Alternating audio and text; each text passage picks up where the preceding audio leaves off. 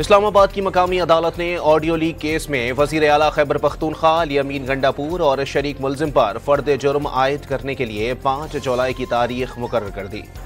انسداد دہشت گردی عدالت اسلام آباد میں توڑ پھوڑ کیس کی سماعت، عمر ایوب اور شبلی فراز سمیت ملزمان کی عبوری ضمانت میں 5 جولائی تک توسیع۔ وزیر اعلیٰ خیبر پختونخوا نے حاضری سے استثناء کی درخواست دائر کر دی۔ سپریم کورٹ میں نیب ترمیم کالعدم قرار دینے کے خلاف حکومتی اپیلوں پر سماعت آج ہوگی۔ چیف جسٹس کی سربراہی میں 5 رکنی لارجر بینچ سماعت کرے گا۔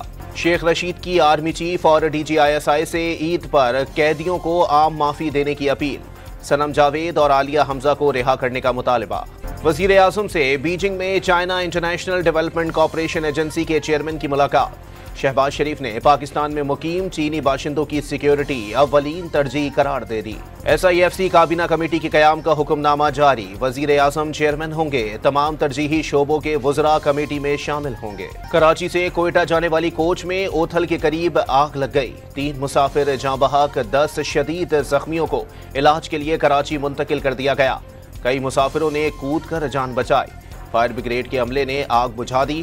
قومی شاہراہ پر ٹریفک جزوی طور پر معطل رہی۔ T20 ورلڈ کپ میں پاکستان کا سفر آج سے شروع ہوگا۔ ڈیلس میں رات 8:30 بجے پاکستان اور امریکہ مد مقابل ہوں گے۔ ہر میچ جیتنا ہے، غلطی کی گنجائش نہیں، محمد عامر کی پریس کانفرنس۔ اور T20 ورلڈ کپ میں آسٹریلیا نے پہلے میچ میں عمان کو بآسانی شکست دے دی۔ یوگانڈا نے پاپوا نیو گنی کے 3 وکٹوں سے ہرا دیا۔